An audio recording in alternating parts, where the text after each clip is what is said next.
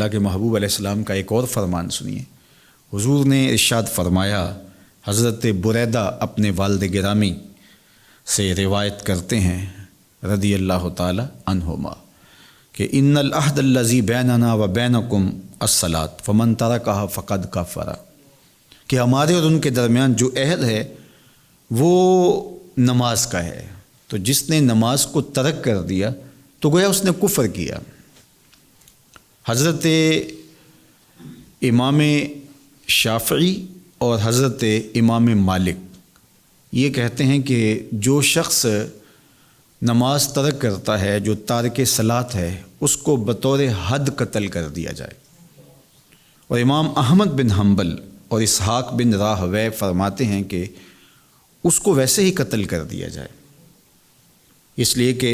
فقد کفر کا جو لفظ کہا گیا تو حدیث کا ظاہری مفہوم اس پہ صادق آئے گا، اور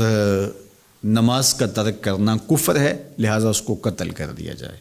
لیکن یہ دو حضرات کہتے ہیں کہ بطور حد قتل کیا جائے۔ ہمارے امام اعظم ابو حنیفہ علیہ رحمہ فرماتے ہیں نہ یوں ہی قتل کیا جائے گا، نہ بطور حد قتل کیا جائے گا، بلکہ اس کو قید کر دیا جائے،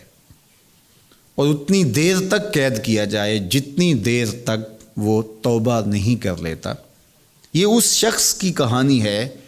جو نماز کو اللہ کی طرف سے فریضہ مانتا ہے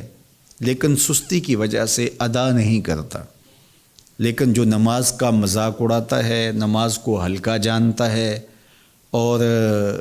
اس کے بارے میں اس طرح کی بیہودہ باتیں کرتا ہے، نماز کا انکار کرتا ہے، تو ایسا شخص تو تمام کے نزدیک کافر ہے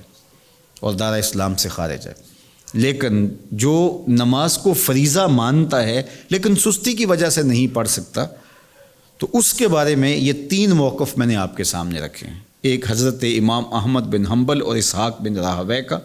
وہ کہتے ہیں کہ اس کو قتل کر دیا جائے، اور امام شافعی اور امام مالک کہتے ہیں بطور حد قتل کیا جائے گا، اور حضرت امام اعظم ابو حنیفہ علیہ رحمہ فرماتے ہیں کہ اس کو قید کیا جائے،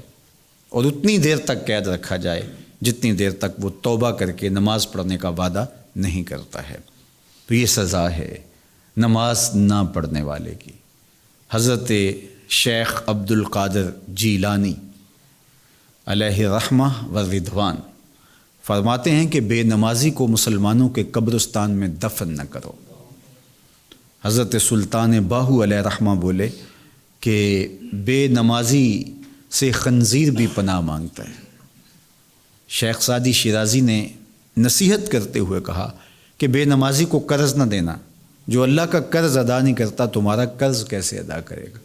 جس کو اللہ کی طرف سے عائد کردہ احکام کی پرواہ نہیں ہے اور اس کے ذمے قرض چڑھ گیا ہے، اس کی پرواہ نہیں کرتا، تو تمہارے قرض اس کے نزدیک کیا حیثیت رکھتے ہیں؟ جو اللہ کے قرض ادا نہیں کرتا تمہارے قرض کیسے ادا کرے گا؟ اب آپ اندازہ کر لیجئے گا کہ بے نمازی کتنی بری مخلوق ہے، اور توبہ کر کے 5 گانا نماز کی عادت ہی زندگی میں جمال پیدا کرتی ہے، زندگی میں خوبصورتی پیدا کرتی ہے۔